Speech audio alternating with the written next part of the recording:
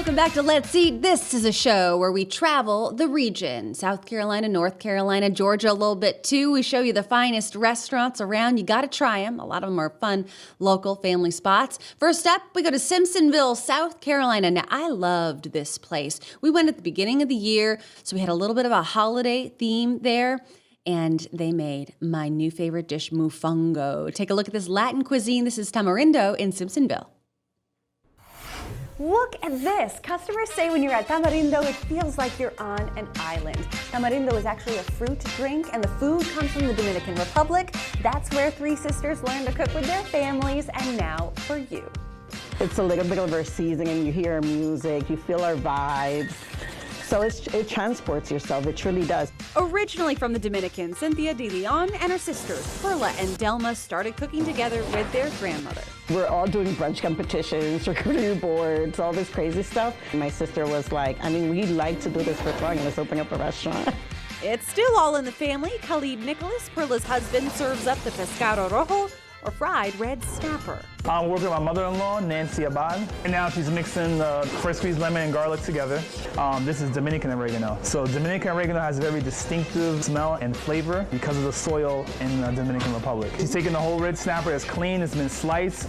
Now we're gonna drop it in the fryer. She's slicing a green plantain. She's giving it an angle cut. She's gonna fry this lightly and then smash it and then fry it again. Most dishes have an edible garnish, like my new favorite, the mofongo. Esther is peeling the green plantain, which is basically like a big unripe banana. She's seasoning the Tarasco or the skirt steak. We have olive oil, garlic, salt, pepper. Of course, it's cleaned with a lemon or a lime. In the mofongo, she adds chicharron, fried pork belly. She's gonna form it and put it on the wooden chalice. Right now, we're sauteing vegetables. We have zucchini, yellow squash. We do red pepper. This is a white sauce, similar to Alfredo. Garlic, there's butter, there's cream. A gorgeous presentation, now a peek at a twist on a classic. Right now we're making our chimney burger, where we combine 2 ground meats. We have some pepper, make it into a patty. As the burger cooks, Khalid piles on the veggies. The preferred cheese, Swiss cheese. It's our own mayo ketchup. Looks good, but tastes even better. The presentation here is so impressive, from every piece of food down to the Tamarindo margarita. From Tamarindo in Simpsonville, we say. Yeah! What fun. They were such a great time and such great hosts welcoming us into their culture. Okay, next we head to North Carolina. This is Spindale and the hottest restaurant in town, Carolina Cafe, and the owner, who has a personality all his own. You're going to like the food too, though. There's a lot to see, including liver mush. You tried it? Let's take a look. Well, you know the restaurant must be good if you see the mayor sitting front and center when you walk in. Nice to see you, sir. Nice to see you. We're at Carolina Cafe in Spindale, where Mike and Linda say they could satisfy just about any appetite. We're going to watch them do it. Take a look. Carolina Cafe style. There you go. Yeah, that's it right there. Mike Spina came to the Carolinas working as a federal marshal. He married Linda Fortner, who already owned the place, and expanded to serve 3 meals a day. People said that's a great place to eat. Our specialties, with her recipes and my know-how with the meats, we get it done. Spina says he can serve up to 100 steaks an evening. This is a AAA certified ribeye. You want me to cut it for you fresh right in front of you? I'll do that too. Spina adds his own seasonings and then to the grill and charbroiler. I get those beautiful little grill marks. Similar process for the pork chop. They freeze the fat only and inject it into the pork chop. And let me tell you something, no preservatives. Absolutely delicious. It's a sizzling. Gotta love the sizzle. And their burger, it was so juicy and flavorful. Our au jus is our au jus that we put in it. It's right there, okay? We're not gonna tell you what that is, but we're gonna pour it in here. Patties are pressed, 10 ounces, and you decide what goes on top. This makes me hungry. Right here, this makes me hungry. For sides, Fortner's mixing up cornbread. Nothing's measured. I just go by the feel of it, the way it looks. For broccoli salad, which sells out daily. Pecans, cran raisins. People like it better. A little bit tartness with the sweetness. That's the magic right there.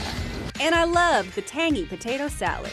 Pickle relish. I peeled them, I hand chopped them, and then I boiled them this morning. Whoa, tangy and creamy. That's a lot of flavor. Either one. Now this ain't no fast food. We got it going on. That's right, we're up at Spindale, North Carolina at Carolina Cafe, and we say, let's eat! I'm full just looking at all that food. They give you those huge portions. Spindale, North Carolina, a great place to visit. We'll have plenty more restaurants after this break. Stay with us.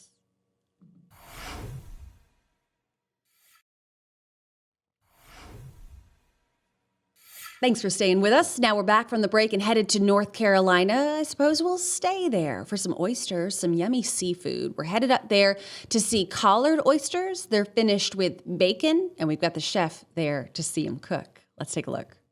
We have something even better, a simple dish. It's collared oysters finished with bacon. Wow. These are local oysters from a new oyster company here in North Carolina, Shackleford Banks Oysters. Kent Glitter is a terrific gentleman, pulls them out of the water on Sunday, brings them to us on Wednesday. That's incredible. Cannot get fresher. For your tailgate, very simple. Shuck your oysters ahead of time, place them on the grill. You'll already have your creamy collards or your creamy based dip that you prefer to put on top. Cover, cook. That's it. Cannot get simpler. And you then just have finish a with sheet a touch of of bacon. aluminum oil. You got some of your shells around here just to show it how it goes. And then you've got the finished dish over there. Talk to me about how it all comes together. Very succulent, just blends all in. You want a little bit of the creaminess from the collar dip in our case, and then a touch of crunch from the bacon. It's a classic dish. I know some people might be a little intimidated about doing oysters out here like this. How do you know when they're done? You don't want to overcook it. You don't want to overcook them.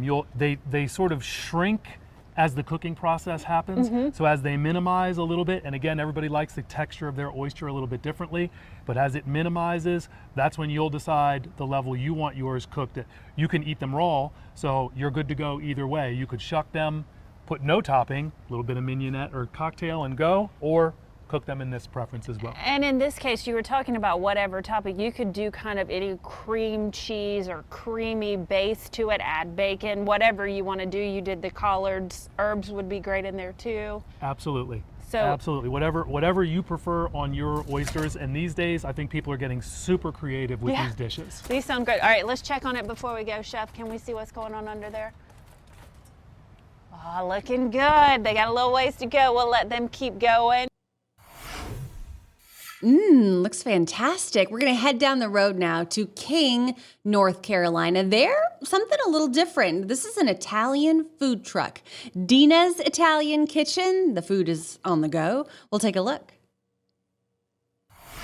All right, just think about this for a second and tell me your mouth doesn't water. Homemade meatballs, homemade sauce, homemade pasta, just about homemade everything. That's what you're gonna get right here at Dina's Italian Kitchen. I'm Italian.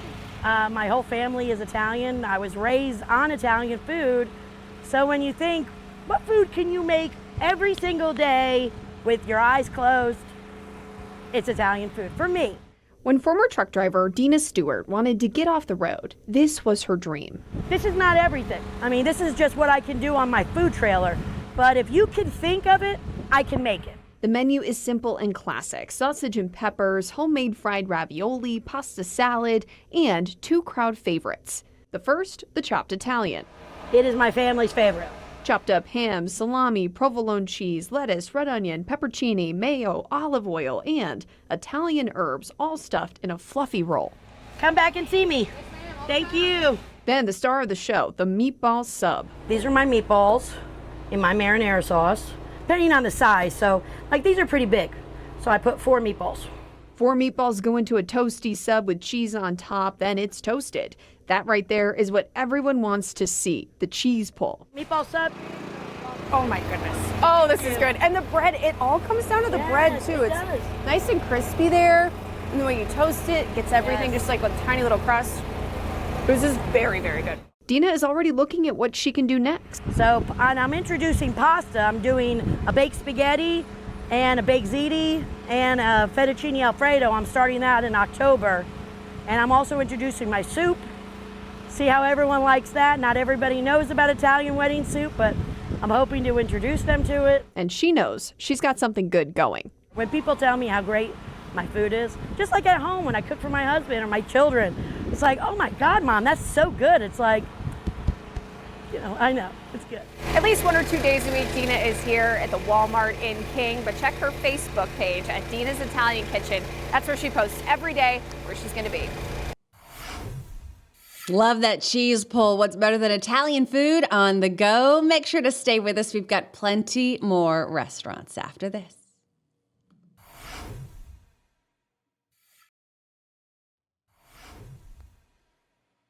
Hey, welcome back. All right, we're taking a break from North Carolina and heading over to Georgia, Appling, Georgia. That is. Granddaddy's Kitchen is located there. They really do have a little bit of everything, but this is home cooking like Mom used to bake. If you had a mom that cooked, hope you did. If not, head to Granddaddy's in Appling. Take a look.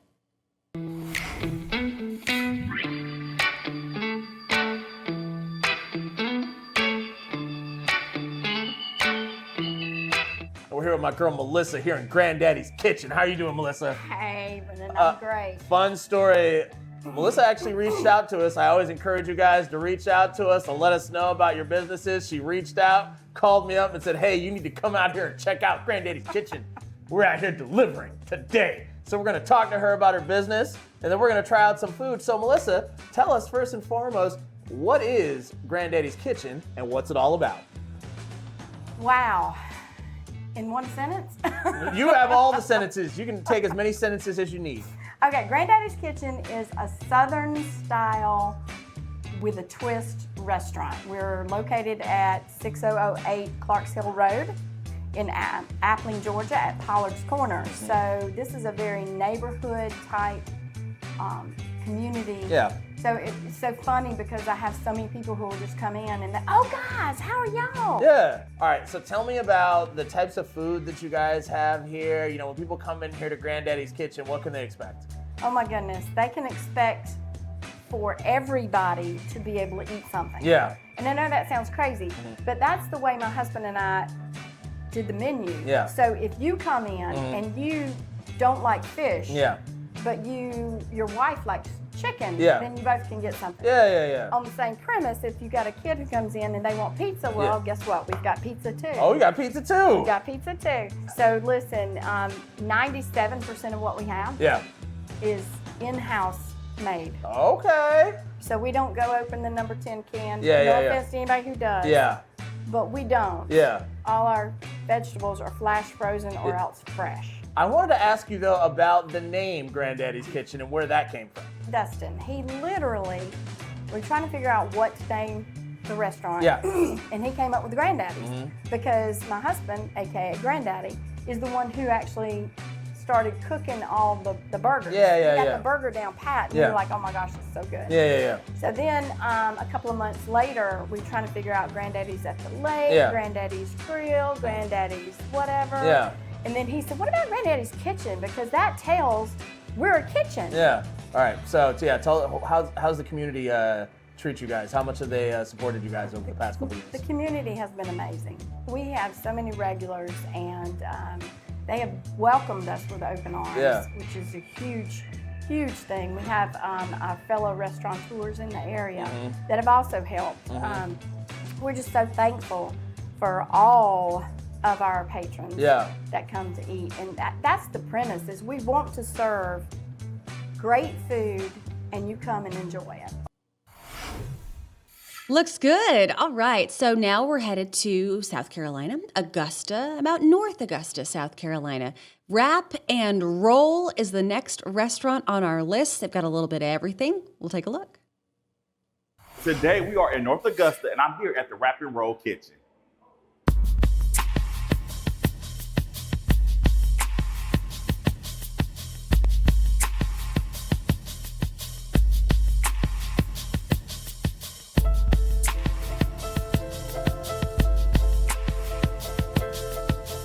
All right, everybody, I am here with the owner of Wrap and Roll Kitchen, Brian Waller. How you doing today? Doing well, man. How you doing yourself? Doing good, doing good. Thank you for having us here. No problems. Thank you for coming. Thank you guys for coming out to, interview me and ask some good questions about Wrap and Roll Kitchen. So let's get started. How'd you get started in the culinary arts? Oh man, probably about 5 years ago. Actually, I had a dream that I had a restaurant, and through that dream, talking to some good friends, went to Helms College, and bada boom, bada bing, now I'm here. Okay, nice. Very good, very good. Now, your name of your establishment is Rap and Roll Kitchen. What inspired the name? So rap and roll comes from, those are back of the house terms. Terms like let's wrap it up, and then let's roll means like let's get a move on it. And I'm a big fan of wraps, rolls, egg rolls, sandwiches, all those different types of things. So I said, hey, why not bring my love and my passion to a restaurant where others can enjoy it? Nice. And you're located here in North Augusta. What made you choose this location? Oh man, good friends, I'll tell you that much. Good friends. When I was asking about different places in the CSRA to put a business, I got a lot of good friends that are actual business owners in North Augusta, and they told me how loving this community is. I said, man, I want them to embrace my food as well as I would love to embrace them as well. So here I am, North Augusta. Okay, and you have a variety of food here. Right. What can people expect when they come to Rap and Roll Kitchen? Oh man, a journey, a culinary journey full of stories from childhood friends, travels, different culinary experience. I'm a foodie at heart, so yeah. I've been traveled a good bit. For instance, I have a garlic and a cilantro French fry. During my visits out of the country, that's a big thing. Here in America, we love salt on our fries, but when you go to like Mexico, Puerto Rico, stuff like that, garlic and cilantro is on their French fries. Okay. And I do that with the jalapeno ketchup. Man. That sounds good. That sounds good. Okay, so this is a two-part question. First, what is the most popular dish here and there? What's the dish that everybody wants when they come to Rap and Roll Kitchen? Wow. Man. So you're right, it is a two-part question because I have a food truck as well. Okay. So my food truck, the popular dish there would be my American Wagyu burger. I call it the grilled cheese burger because I'm a fan of grilled cheese sandwiches. Yes. So I turn my burger buns upside down, but instead of just doing your regular choice or select beef, I'm doing American Wagyu. So on the food truck, that's the biggest seller, hands down. Inside the restaurant, I would probably say either the TLC wrap or either the Firefly egg roll. Okay. Yeah, those two have been growing as a fan favorite. And plus my red snapper. I have a fried red snapper. We call it redfish, bluefish. Okay. So yeah, and it's a story behind everything. Okay. Yeah. Nice. Now, the part two of this question is, what's your favorite thing that you like to prepare here? For myself? Yes. Every day is something different, but if I had to pick one dish that I love to eat, give me them lamb chops. Okay. Yeah, I love some lamb chops. Give me some lamb chops. Yeah. That'll work for me. Nice. Yeah. Now, if people want to find you, if they want to come to Rap and Roll Kitchen, can you please let us know where you're located? Okay, we're located at 220 Georgia Avenue. That's in North Augusta, South Carolina, 29841. You can also check us out on Facebook, check out our Google reviews. We're doing very well, so we're just thankful and we appreciate all the support. Awesome. Well, thank you again for having us here. Some of the best looking seafood I've seen in a while. Looks fantastic. Plenty more restaurants after this break. Stay with us.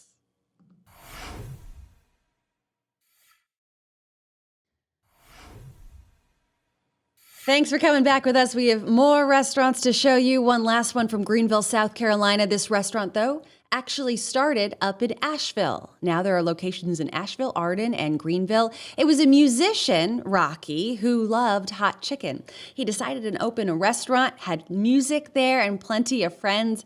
They've now expanded after he's passed and are really enjoying hot chicken. Take a look at Rocky's Hot Chicken Shack.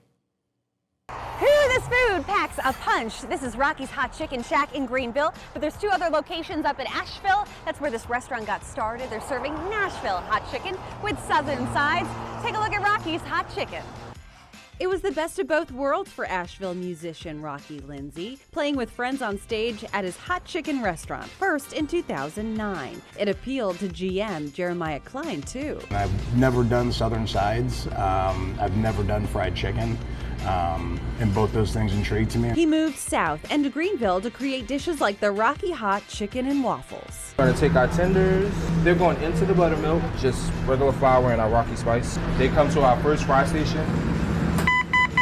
Nice purple color, nice and crispy. Second fry is gonna be here. 2 fries make it juicy and crispy, like a work of art. This is where we paint all the chicken to the spice level that anybody may want it. If we have plain, then we go mild, we'll go honey style, we'll go honey mild, and then we have our medium, we have our hot, Rocky's hot, and then we have extra hot. After a good coat of paint, it's hit with Rocky's spice. It has a sweet taste to it, but that same fire. Now for the waffles. This is just some flour, some baking soda, and some salt. See, those are the egg whites. That's why it stays fluffy like that. And we're gonna let that go for 2 minutes. Make it look nice and clean. And plate that. Served with a side of maple syrup and butter. Now, say you're looking for something with a little more variety. A Rocky's Hot Chef salad could be perfect. We use leaf lettuce and iceberg lettuce, shredded carrots, shredded cabbage, sliced red onions. When we're training people, we like to tell them like you want it to look like a Mercedes-Benz logo. So we'll take this ham. This is applewood smoked bacon, cheddar cheese, I'll slice the egg, some cherry tomatoes. Add a hot chicken tender to your salad and a house-made dressing, zippy ranch with Rocky's spice, or woo cheese with ghost pepper. Finally, the table can share the fried green tomatoes. We soak the green tomatoes in buttermilk. The breading is cornmeal based. We season it up with various spices. We're dropping the fried green tomatoes into our fryers. Looking for that golden brown color after just a few minutes and garnish. This is the peach pepper jam. There's peaches, there's pimento peppers in there, and some other spices to kind of like give it a little. If spicy and hot chicken isn't necessarily your style, Daryl, what else you got for us? We have plain traditional, we have honey style, and you can also do honey mild, which is not really too spicy, just a bit. Sounds so good. Fresh squeezed lemonade, so much more. At Rocky's Hot Chicken Shack in Greenville, we say, Let's eat! It was fantastic. I hope you'll go try it. All I can think about is that yummy, warm waffle. Make sure to join us next time for more Let's Eat, where we visit these local restaurants all around our region. And thanks for joining us. We'll see you next time.